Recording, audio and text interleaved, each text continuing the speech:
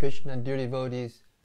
Welcome back to the daily readings of Srila Prabhupada's books, right here in Hythe, Kent, southeast England, just near the English Channel. We're hunkered down here, trying to create a haven, which is coincidental because Hythe translates into haven, into Anglo-Saxon, haven. So here we are in the safe haven, and I know that the COVID's starting to rage again, and people are starting to rage about it, and there is so much controversy, and 50% of the people are thinking one way, and 50% are thinking another way, and so many issues. But this Srimad Bhagavatam is the absolute truth, literary incarnation of Sri Krishna, and he's calling the shots. So let's see what happens. Srimad Bhagavatam Mahima Stotram from Sri Krishna Leela Stava 412 through 416 by Srila Sanatan Goswami. Glorifying very beautifully the Srimad Bhagavatam. Sarva Shastrabdi Piyusha Sarva Vedaika Satpala Sarva Siddhanta Ratnaja Sarva Lokaika Drikprada. O nectar from the ocean of all scriptures, singular fruit of all the Vedas, rich mine of the precious gems of all conclusive truths, you are the only giver of sight to all the worlds. Sarva Bhagavata Prana Srimad Bhagavata Prabho Kali Dvandoditaditya Sri Krishna Parivartita. O life air of all the Supreme Lord's devotees, O Master Srimad Bhagavatam, you are the sun risen in the darkness of Kali. You are the exact image of Sri Krishna. Paramananda Pataya Prema Varshakshadayate Sarvada Savasevyaya Sri Krishnaya Namostume. I bow down to you, who are supremely blissful to read. Your every syllable pours down a flood of prema. You can always be served by everyone. You are Sri Krishna himself. Madeka Bando Matsangin Madguro Man Mahadana Man Nishtadaka Mad Bhagya Mad Ananda Namostute. My only friend, my constant companion, my spiritual master, my great wealth, my savior, my good fortune, my source of ecstasy, I bow down to you. Asadu sadutadayin atini chochatakara hanamunchagadachin mam premna rit kantayokspuda. O bestower of saintliness to the unsaintly, O exalter of the most fallen, please never leave me. Always appear in my heart and my voice with pure love. Om Namo Bhagavate Vasudevaya. Om Namo Bhagavate Vasudevaya. Om Namo Bhagavate Vasudevaya. All right. Yesterday we started this epic journey to read cover to cover the Srimad Bhagavatam. And cover to cover means from the beginning of the dedication all the way through the front matter, and then all 12 cantos with all the purports. Every word. So we've reached the introduction of the Srimad Bhagavatam. We just started the short life sketch of Lord Chaitanya, and we're in the middle of that sketch. The Lord's early life was recorded by one of his chief devotees and contemporaries, namely Srila Murari Gupta, a medical practitioner of that time and the latter part of the life of Sri Chaitanya Mahaprabhu was recorded by his private secretary, Sri Damodar Goswami, or Srila Surup Damodar, who was practically a constant companion of the Lord at Puri. These two devotees recorded practically all the incidents of the Lord's activities, and later on, all the books dealing with the Lord, which are above mentioned, were composed on the basis of the Katachas, notebooks, of Srila Damodar Goswami and Murari Gupta. So the Lord advented himself on the Palguni Purnima evening of 1407 Shakabda, and it was by the will of the Lord that there was a lunar eclipse on that evening.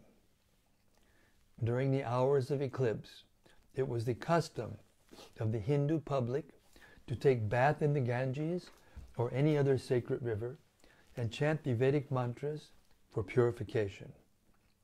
When Lord Chaitanya was born, during the lunar eclipse, all India was roaring with the holy sound of Hare Krishna, Krishna Krishna, Hare Hare, Hare Rama, Rama Rama, Hare Hare. These 16 names of the Lord are mentioned in many Puranas and Upanishads, and they are described as the Taraka Brahmanama of this age. It is recommended in the Shastras that offenseless chanting of these holy names of the Lord can deliver a fallen soul from material bondage. There are innumerable names of the Lord, both in India and outside, and all of them are equally good because all of them indicate the Supreme Personality of Godhead. But because these 16 are especially recommended for this age, people should take advantage of them and follow the path of the great acharyas who attained success by practicing the rules of the Shastras, revealed scriptures. The simultaneous occurrence of the Lord's appearance and the lunar eclipse indicated the distinctive mission of the Lord. The mission was to preach the importance of chanting the holy names of the Lord in this Kali, age of Kali, quarrel. In this present age, quarrels take place even over trifles, and therefore the Shastras have recommended for this age a common platform for realization, namely chanting the holy names of the Lord. People can hold meetings to glorify the Lord in their respective languages and with melodious songs, and if such performances are executed in an offenseless manner, it is certain that the participants will gradually attain spiritual perfection without having to undergo more rigorous methods.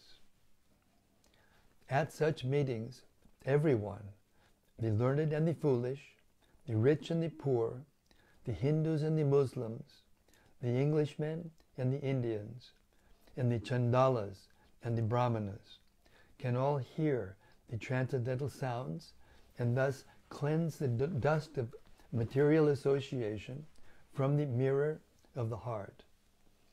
To confirm the Lord's mission, all the people of the world will accept the holy name of the Lord as the common platform for the universal religion.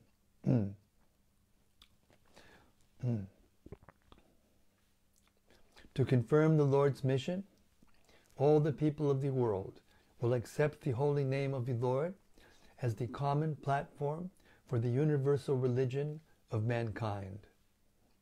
In other words, the advent of the holy name took place along with the advent of Lord Sri Chaitanya Mahaprabhu. When the Lord was on the lap of his mother, he would at once stop crying as soon as the ladies surrounding him chanted the holy names and clapped their hands. This peculiar incident was observed by the neighbors with awe and veneration. Sometimes the young girls took pleasure in making the Lord cry and then stopped him by chanting the holy name. So from his very childhood, the Lord began to preach the importance of the holy name. In his early age, Lord Sri Chaitanya was known as Nimai. This name was given by his beloved mother because the Lord took his birth beneath a nimba tree in the courtyard of his paternal house. When the Lord was offered solid food at the age of 6 months in the Annaprasana ceremony, the Lord indicated his future activities. At this time it was customary to offer the child both coins and books in order to get some indication of the future tendencies of the child. The Lord was offered on one side coins and on the other the Srimad Bhagavatam. The Lord accepted the Bhagavatam instead of the coins. When he was a mere baby crawling in the yard, one day a snake appeared before him.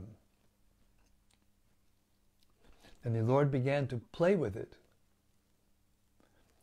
All the members of the house were struck with fear and awe.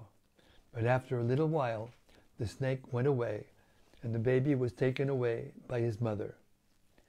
Once he was stolen by a thief who intended to steal his ornaments. But the Lord took a pleasure trip on the shoulder of the bewildered thief who was searching for a solitary place in order to rob the baby. It so happened that the thief, wandering hither and thither, finally arrived just before the house of Jagannath Mishra, and being afraid of being caught, dropped the baby at once. Of course, the anxious parents and relatives were glad to see the lost child. Once, a pilgrim Brahmana was received at the house of Jagannath Mishra, and when he was offering food to the Godhead, the Lord appeared before him and partook of the prepared food. The eatables had to be rejected because the child touched them, and so the Brahmana had to make another preparation. The next time, the same thing happened. And when this happened repeatedly, for the third time, the baby was finally put to bed.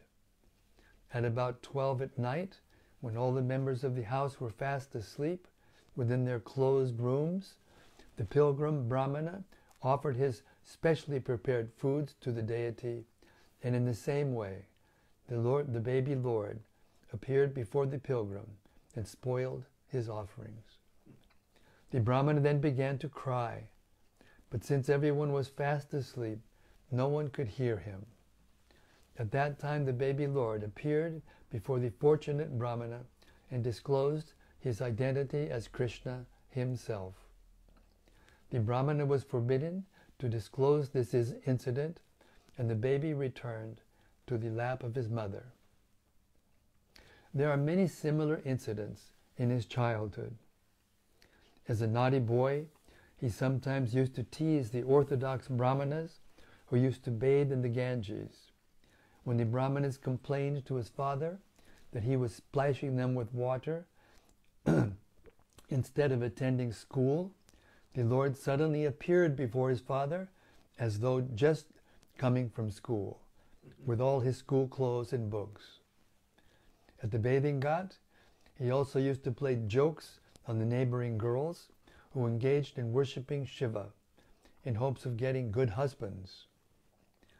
This is a common practice amongst unmarried girls in Hindu families. While they were engaged in such worship, the Lord naughtily appeared before them and said, "My dear sisters, please give me all the offerings you have just brought for Lord Shiva. Lord Shiva is my devotee, and Parvati is my maidservant. If you worship me, then Lord Shiva and all the other demigods will be more satisfied." Some of them refused to obey the naughty Lord, and he would curse them that due to their refusal they would be married to old men who had 7 children by their previous wives. Out of fear, and sometimes out of love, the girls would also offer him various goods, and then the Lord would bless them and assure them that they would have very good young husbands and that they would be mothers of dozens of children. The blessings would enliven the girls, but they used to complain of these incidents to their mothers. In this way, the Lord passed his early childhood. When he was just 16 years old, he started his own Chatushpati, village school conducted by a learned Brahmana. In this school, he would simply explain Krishna, even in readings of grammar. Srila Jiva Goswami, in order to please the Lord, later composed a Sanskrit grammar in which all the rules of grammar were explained with examples that used the holy names of the Lord. This grammar is still current. It is known as Hari Namamrita Vyakarana, and it is prescribed in the syllabus of schools in Bengal. During this time, a great Kashmiri scholar named Keshava Kashmiri came to Navadvip to hold discussions on the Shastras. The Kashmiri Pandit was a champion scholar, and he had traveled to all places of learning in India. Finally, he came to Navadvip to contest the learned Pandits there. The Pandits of Navadvip decided to match Nimai Pandit, Lord Chaitanya, with the Kashmiri Pandit, thinking that if Nimai Pandit were defeated, they would have another chance to debate with the scholar, for Nimai Pandit was only a boy. And if the Kashmiri Pandit were defeated, then they would even be more glorified, because people would proclaim that a mere boy of Navadvip had defeated a champion scholar who was famous throughout India. It so happened that Nimai Pandit met Keshava Kashmiri while strolling on the banks of the Ganges. The Lord requested him to compose a Sanskrit verse in praise of the Ganges, and the Pandit within a short time composed 100 shlokas, reciting the verses like a storm and showing the strength of his vast learning. Nimai Pandit at once memorized all the shlokas without an error. He quoted the 64th shloka and pointed out certain rhetorical and literary irregularities. He particularly questioned the Pandit's use of the word Bhavani Bhartu. He pointed out that the use of this word was redundant. Bhavani means the wife of Shiva, and who else can be her Bharta, or husband? He also pointed out several other discrepancies, and the Kashmiri Pandit was struck with wonder. He was astonished that a mere student of grammar could point out the literary mistakes of an erudite scholar. Although this matter was ended prior to any public meeting, the news spread like wildfire all over Navadvip. But finally, Keshava Kashmiri was ordered in a dream by Saraswati, the goddess of learning, to submit to the Lord, and thus the Kashmiri Pandit became a follower of the Lord. The Lord then was then married with great pomp and gaiety, and at this time he began to preach the congregational chanting of the holy name of the Lord at Navadvip. Some of the Brahmanas became envious of his popularity, and they put many hindrances on his path. They were so jealous that they finally took the matter before the Muslim magistrate at Navadvip. Bengal was then governed by the Pathans, and the governor of the province was Nawab Hussain Shah. The Muslim magistrate of Navadvip took up the complaints of the Brahmanas seriously, And at first, he warned the followers of Nimai Pandit not to chant loudly the name of Hari, but Lord Chaitanya asked his followers to disobey the orders of the Qazi, and they went on with their Sankirtan chanting party as usual. The magistrate then sent constables who interrupted Sankirtan and broke some of the mridangas, drums. When Nimai Pandit heard of this incident, he organized a party for civil disobedience. He is the pioneer of the civil disobedience movement in India for the right cause. He organized a procession of 100,000 men with thousands of mridangas and karatals, hand cymbals, and this procession passed over the roads of Navadvip in defiance of the Qazi, who had issued the order. Finally, the procession reached the house of the Qazi, who went upstairs out of fear of the masses. The great crowds assembled at the Qazi's house displayed a violent temper, but the Lord asked them to be peaceful. At this time, the Qazi came down and tried to pacify the Lord by addressing him as his nephew. The Qazi pointed out that he referred to Nilambar Chakravarti as uncle, and that consequently Srimati Shachi Devi, the mother of Nimai Pandit, was his cousin sister. He asked the Lord whether his sister's son could be angry at his maternal uncle, and the Lord replied that since the Qazi was his maternal uncle, he should receive his nephew well at his home. In this way the issue was mitigated, and the two learned scholars began a long discussion excuse me. In this way the issue was mitigated, and the two learned scholars began a long discussion on the Quran and the Hindu Shastras. The Lord raised the question of cow killing, and the Qazi properly answered him by referring to the Quran. In turn, the Qazi also questioned the Lord about cow sacrifice in the Vedas, and the Lord replied that such sacrifice as mentioned in the Vedas is not actually cow killing. In that sacrifice, an old bull or cow was sacrificed for the sake of receiving a fresh, younger life by the power of Vedic mantras. But in the Kali Yuga, such cow sacrifices are forbidden because there are no qualified brahmanas capable of conducting such a sacrifice. In fact, in Kali Yuga, all yajnas, sacrifices, are forbidden because they are useless attempts by foolish men. In Kali Yuga only, the Sankirtan Yajna is recommended for all practical purposes. Speaking in this way, the Lord finally convinced the Qazi, who became the Lord's follower. The Qazi thenceforth declared that no one should hinder the Sankirtan movement which was started by the Lord, and the Qazi left this order in his will for the sake of progeny. The Qazi's tomb still exists in the area of Navadvip, and Hindu pilgrims go there to show their respects. The Qazi's descendants are residents, and they never objected to Sankirtan even during the Hindu-Muslim riot days. This incident shows clearly that the Lord was not a so-called timid Vaishnava.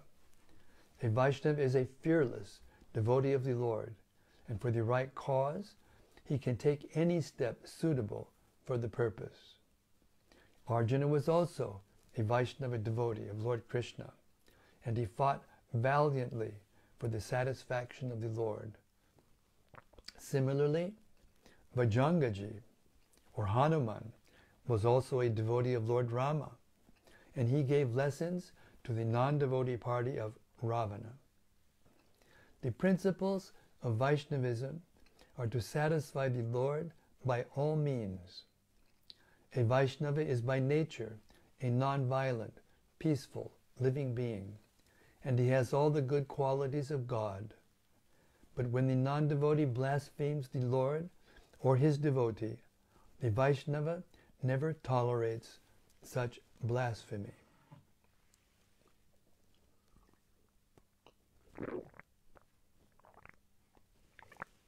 I'm sorry, I have to read that last sentence again. A Vaishnava is by nature a non-violent, peaceful, living being, and he has all the good qualities of God. But when the non-devotee blasphemes the Lord or his devotee, the Vaishnava never tolerates such impudency. After this incident, the Lord began to preach and propagate his Bhagavad Dharma, or Sankirtan movement, more vigorously, and whoever stood against this propagation of the Yuga Dharma, or duty of the age, was properly punished by various types of chastisement. A Brahmana gentleman named Chapala Gopal, who also happened to be a maternal uncle of the Lord, was inflicted with leprosy by way of chastisement, and later, when he was repentant, he was accepted by the Lord.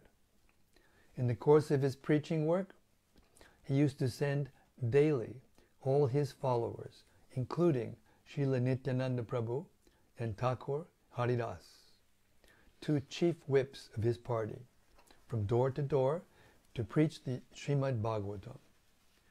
All of Navadvip was surcharged with this Sankirtan movement, and his headquarters were situated at the house of Srivas Thakur and Sri Advaita Prabhu, two of his chief householder disciples.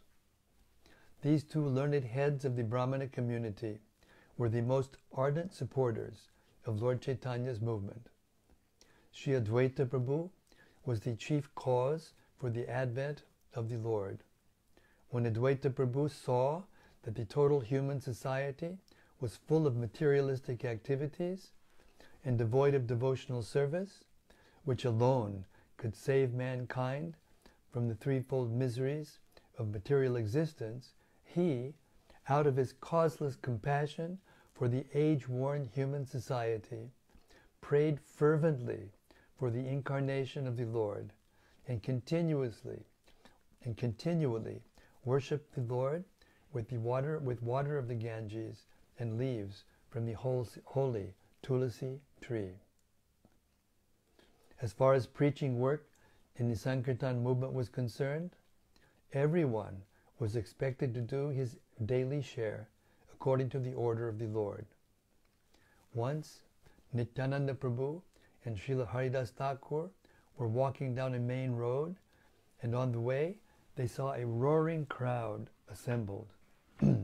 Upon inquiring from passers-by, they understood that two brothers named Jagai and Madhai were creating a public disturbance in a drunken state.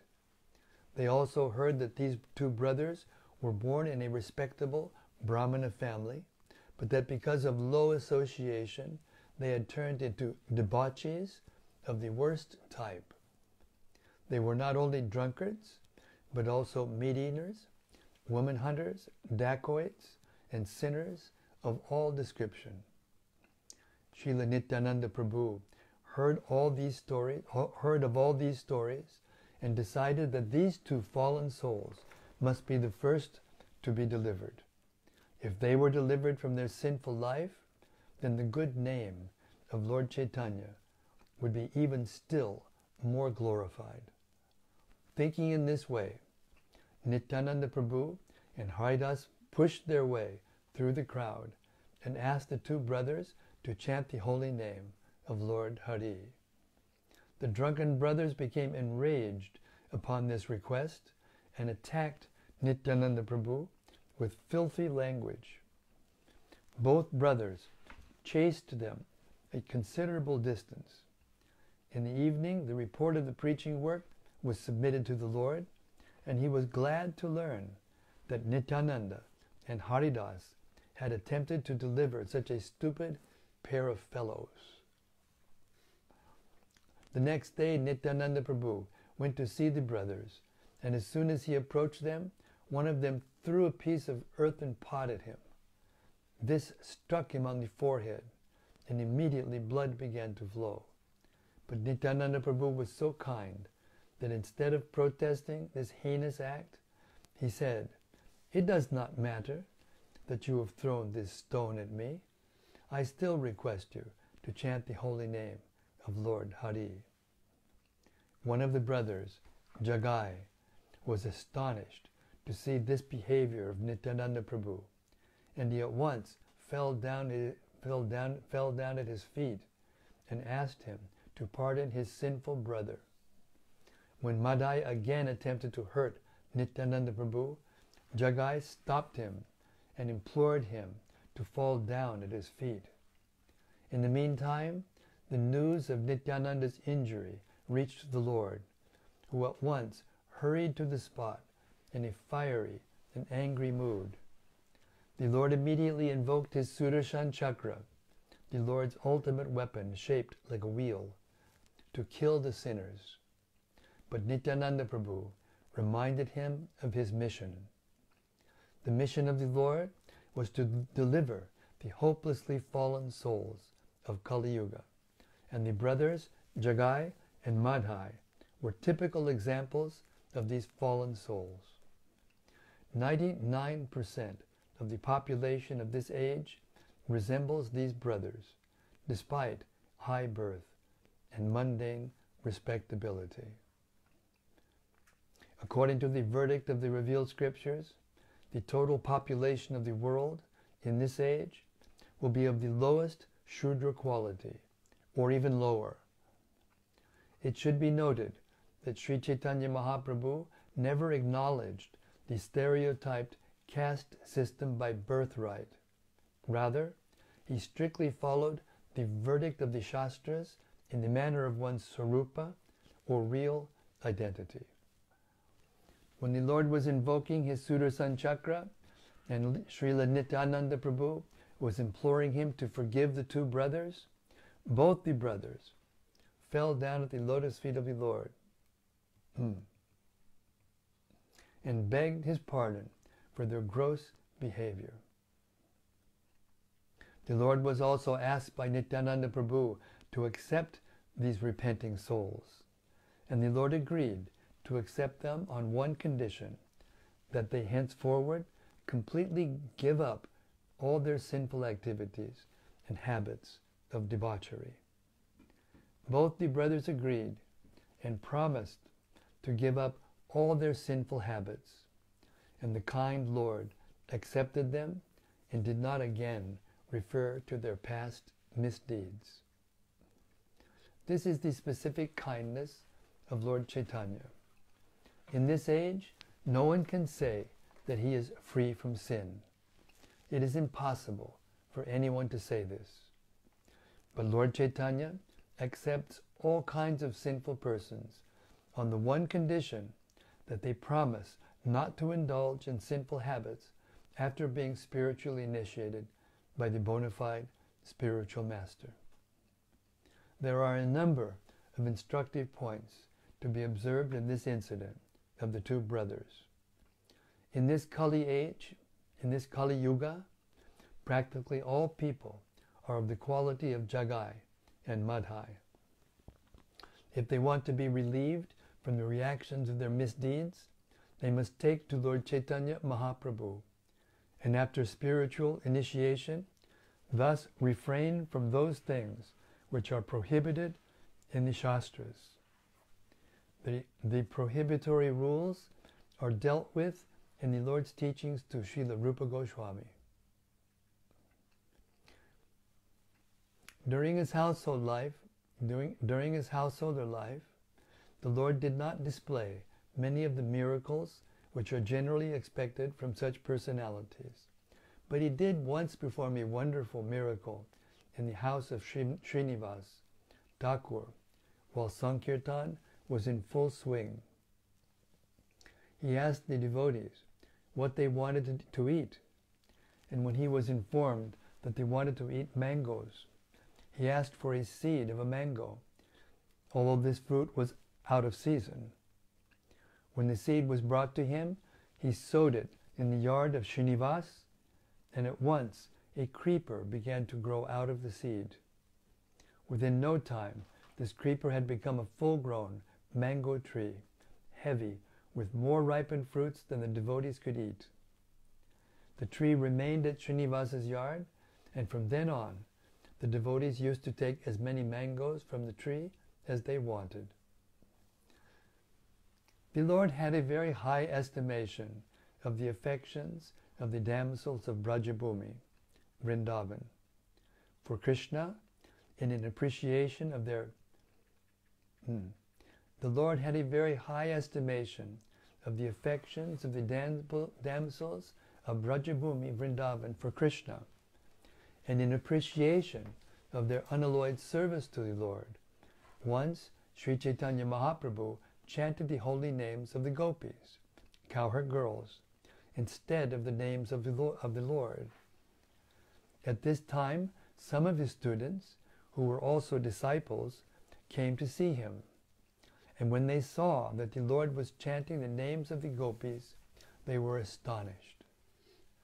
Out of sheer foolishness, they asked the Lord why he was chanting the names of the gopis and advised him to chant the name of Krishna. The Lord, who was in ecstasy, was thus disturbed by these foolish students. He chastised them and chased them away. The students were almost the same age as the Lord, and thus they wrongly thought of the Lord as one of their peers. They held a meeting and resolved that they would attack the Lord if he dared to punish them again in such a manner. This incident provoked some malicious talks about the Lord on the part of the general public. When the Lord became aware of this, he began to consider the various types of men found in society. He noted that especially the students, professors, fruitive workers, yogis, non-devotees, and different types of atheists were all opposed to the devotional service of the Lord. My mission is to deliver all the fallen souls of this age, he thought. But if they commit offenses against me, thinking me to be an ordinary man, they will not benefit. If they are to begin their life of spiritual realization, they must somehow way or other offer obeisances unto me. Thus the Lord decided to accept the renounced order of life, sannyas, because people in general were inclined to offer respects to a sannyasi. 500 years ago, the condition of society was not as degraded as it is today. At that time, people would show respect to a sannyasi, and the sannyasi was rigid in following the rules and regulations of the renounced order of life. Sri Chaitanya Mahaprabhu was not very much in favor of the renounced order of life in this age of Kali, but that was only for the reason that very few sannyasis in this age are able to observe the rules and regulations of sannyas life. Sri Chaitanya Mahaprabhu decided to accept the order and become an ideal sannyasi so that the general populace would show him respect. One is duty-bound to show respect to a sannyasi, for a sannyasi is considered to be the master of all varnas and ashramas. While he was contemplating accepting the sannyas order, it so happened that Keshava Bharati, a sannyasi of the Mayavadi school and resident of Katpa in Bengal, visited Navadvip and was invited to dine with the Lord. When Keshava Bharati came to his house, the Lord asked him to award him the sannyas order of life. This was a matter of formality. The sannyas order is to be accepted from another sannyasi. Although the Lord was independent in all respects, still, to keep up the formalities of the Shastras, he accepted the sannyas order from Keshava Bharati, although Keshava Bharati was not in the Vaishnava Sampradaya or school. After consulting with Keshava Bharati, the Lord left Navadvip for Katwa to formally accept the sannyas order of life. He was accompanied by Srila Nityananda Prabhu, Chandrasekhar Acharya, and Mukunda Datta. Those three assisted him in the details of the ceremony. The incident of the Lord's accepting the sannyas order is very elaborately described in the Chaitanya Bhagavata by Srila Vrindavan Das Thakur. Thus, at the end of his 24th year, the Lord accepted the sannyas order of life in the month of Magh. After accepting this order, he became a full-fledged preacher of the Bhagavad Dharma. Although he was doing the same preaching work in his householder life, when he experienced some obstacles to his preaching, he sacrificed even the comfort of his home life for the sake of the fallen souls. In his householder life, his chief assistants were Srila Advaita Prabhu and Srila Srivas Thakur. But after he accepted the sannyas order, his chief assistants became Srila Nityananda Prabhu, who was deputed to preach specifically in Bengal, and the 6 Goswamis, Rupa Goswami, Sanatana Goswami, Jiva Goswami, Gopal Bhatta Goswami, Raghunath Das Goswami, and Raghunath Bhatta Goswami. Headed by Srila Rupa and Sanatan, who were deputed to go to Vrindavan to excavate the present places of pilgrimage. The present city of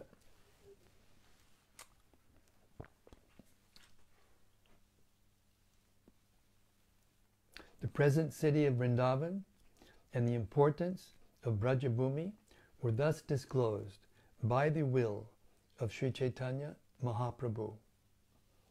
The Lord, after accepting the sannyas order, at once wanted to start for Vrindavan. For 3 continuous days, he traveled in the Radha Desh, places where the Ganges does not flow.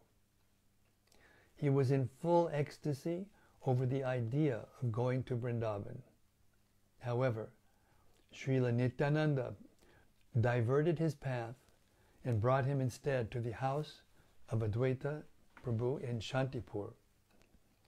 The Lord stayed at Sri Advaita Prabhu's house for a few days, and knowing well that the Lord was leaving his hearth and home for good, Sri Advaita Prabhu sent his men to Navadvip to bring Mother Shachi to have a last meeting with her son.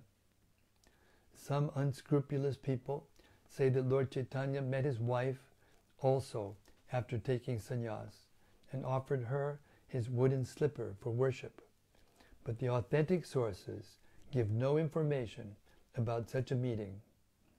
His mother met him at the house of Advaita Prabhu, and when she saw her son in sannyas dress, she lamented. By way of compromise, she requested her son to make his headquarters in Puri so that she could easily be able to get information about him.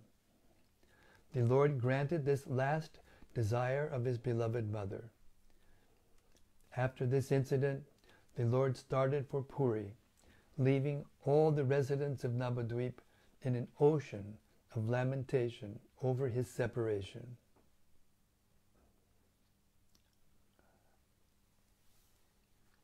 And we'll stop there and stay in an ocean of separation until tomorrow night, where we can continue this wonderful sketch of Lord Chaitanya's life. Okay.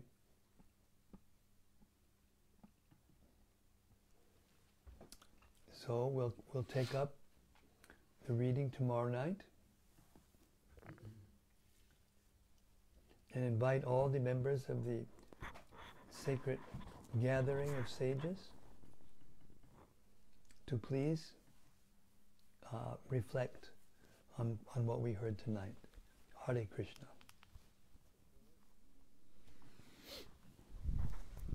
First is from Rati Manjari. Hare Krishna Rati Haribo.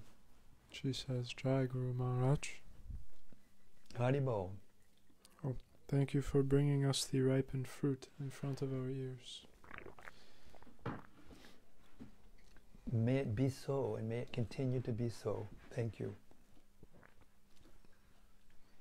From Gopakanya Devi Dasi. Haribo Gopakanya Devidasi. Jai Maharaj, Hare Krishna, all glories to Srila Prabhupada. And Jai, all glories to His divine grace.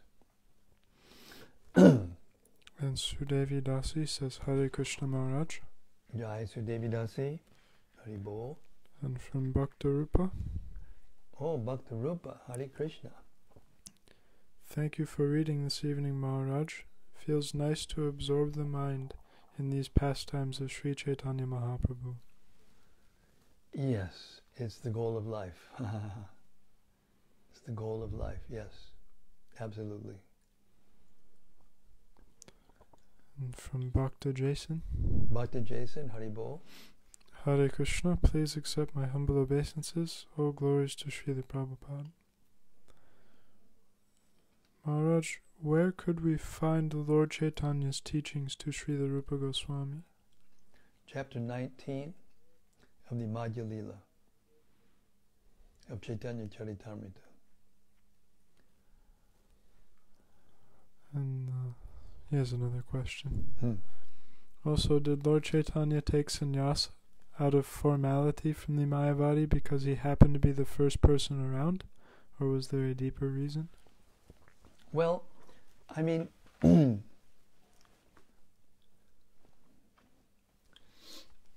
it was the custom in those days that practically all the sannyasis were from the Mayavad school. There were also sannyasis in the Vaishnava school, but they were not very prevalent. They weren't very visible in society. And therefore, our acharyas confirm that Lord Chaitanya took from Kesha Bharati, not only because he was present at the time and showed up just at the moment. Of course, that's by his will. This is a pastime. All of these are Lord Chaitanya's pastimes. They're all happening by his will as a child plays without any particular purpose, just to play, just to have fun. All these pastimes of Lord Chaitanya are going on that level, just by his desire. So it was convenient. It was also a formality, as it mentioned in the text. And it was also part of his strategy, so that people would be more likely to pay obeisances to him, get purified, and be able to follow the principles of devotional service and chant the holy name. Hare Krishna.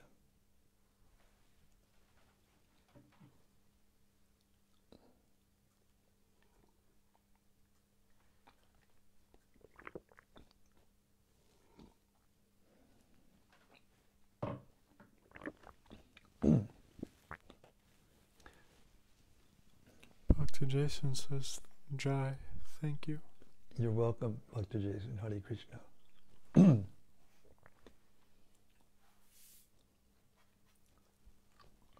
Quiet bunch today.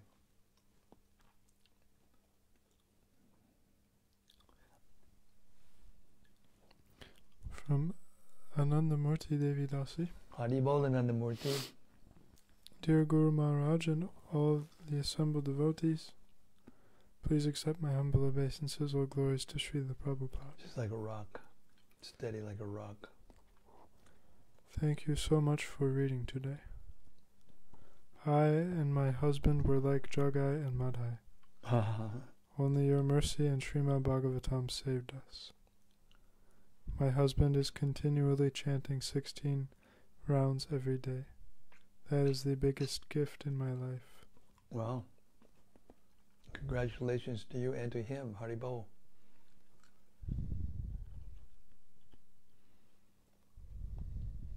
From Bhakta Sebastian. Haribol, Bhakti Sebastian. Hare Krishna. How goes the marathon? Hare Krishna, dear Guru Maharaj. Please accept my humble obeisances. All glories to Srila Prabhupada. All glories to your daily readings. Haribol. I really liked the part where Prabhupada says, quote, a Vaishnava is by nature a non-violent, peaceful living being, and he has all the good qualities of God. But when the non-devotee blasphemes the Lord or his devotee, the Vaishnava never tolerates such impudency. Unquote. Yes. I was wondering about the fine line between righteous defense described herein and being personally offended and reacting offended, making the situation worse. Well, you've touched the difference. If a person blasphemes you personally, or Vaishnava personally, they don't take it seriously. They think that this person is acting like this toward me because of things that I did in the past that were wrong, and take full responsibility. But when that same devotee sees that same blasphemer blaspheming a Vaishnava, or the deities, or Lord Krishna, or Lord Chaitanya for that matter, then if the Vaishnava does not act decisively and even with anger, transcendental anger, then his spiritual whereabouts, as Prabhupada described, are unknown. You can't have a standing in devotional life if you do not respond to the blasphemy of a Vaishnava by trying to defend that Vaishnava and defeat the blasphemer, or at least go away and not hear.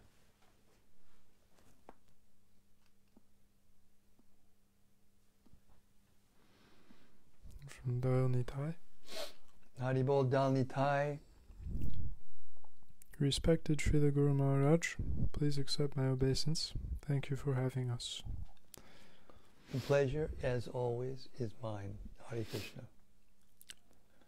Would you please clarify how it is that one and all were chanting the Maha Mantra at the time of Lord Chaitanya's appearance? While earlier I always heard that it was Lord Chaitanya that inaugurated the public chanting of the Maha Mantra. Thank you. No, it's the Lord inaugurated the congregational chanting of the holy name of the Lord in Sankirtan. This is different. This is a ritual that was a tradition in the Hindu community. But Lord Chaitanya, he introduced the pure holy name. And the backdrop of his chanting the pure holy name was the people chanting the holy name. And he made that chanting, he made that chanting advent in a different mood, in a different way. And therefore he is said to have brought the holy name into the Lord, into the world. Hare Krishna. From Rati Manjari. Yes, Rati. Dear Guru Maharaj, please accept my humble obeisances. Tonight we heard about Lord Chaitanya's leading the civil disobedience movement against the Qazi. Srila Prabhupada writes that a Vaishnava is not timid. Could you please elaborate on how in this time and age we could participate in civil disobedience to further the Sankirtan movement? Is there a place for this? Well, we do it all the time. We go out and chant, and in many places the authorities have tried to stop us, and we keep chanting, and devotees have gone to jail repeatedly, and then finally gotten permission. So this is a kind of civil disobedience. many places where the businessmen, because this is culture is all about consumerism, and the businessmen, the big rich people, they don't want their businesses to be affected. So sometimes they would complain and try to stop our devotees from distributing Srila Prabhupada's books. And in almost all cases, not in all cases, because it did come out later on in America that they were successful in closing airports and malls and things like this. So, yes, it is civil disobedience to chant and dance and distribute prasadam and hold these festivals, no matter what the governments think. Luckily for us, there's enough opportunity to do that without heavy resistance, like was there in the days of Navadvip. And it's also interesting to note that it was the Brahmanas of Navadvip that came to complain. It was the Hindu Brahmanas that came to complain to the Qazi.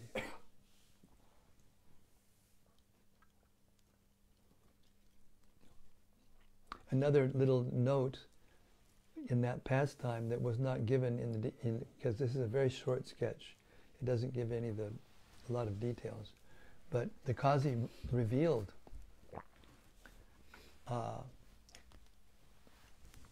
to Lord Chaitanya and his intimate followers that he had been visited by a fierce form of a half man and half lion who sat on his chest and told him that if he stopped the Sankirtan movement, he would kill him. And then he drew his nails across his chest, and the Qazi showed those nail marks to Lord Chaitanya and all the devotees.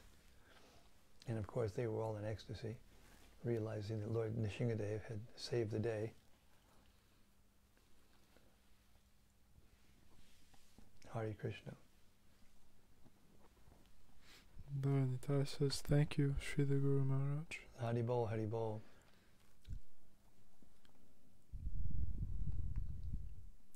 And another comment from Rati Manjari. Hari Bol, Rati.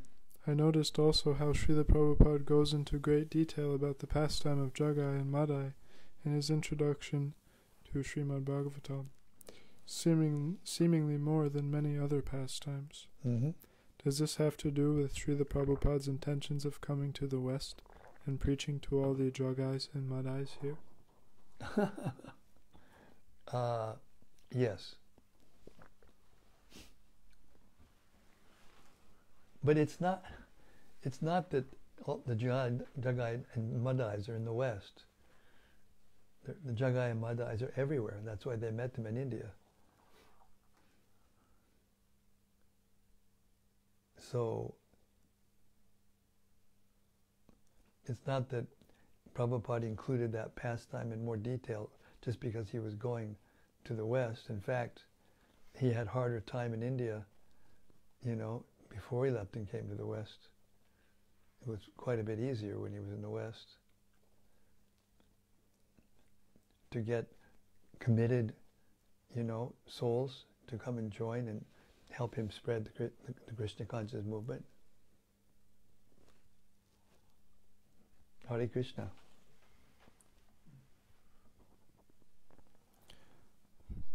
May not say this name properly. Andrzej. It says Alexander's? it's No. Andrzej. Oh, Andrzej. I don't know. I don't know how to say it. Maybe he'll tell us. He says, Hare Krishna, what a lovely reading. Hare Krishna. Well, thank you very much. My voice isn't actually so good tonight. It hasn't been for a while now. But I think the subject matter will make up for it. Hare Krishna. All right. Thank you very much for all those lovely reflections. And Srimad Bhagavatam ki jai. Samabheda Bhaktivinoda ki jai. Gaur Premanandi. Hari Hari Bol. See you tomorrow night. same time, same place, same topic. The unfolding of the pastimes of Lord Chaitanya, who was the deliverer of the pure Srimad Bhagavatam to the world at that time, for all of us. See you tomorrow. Hare Krishna.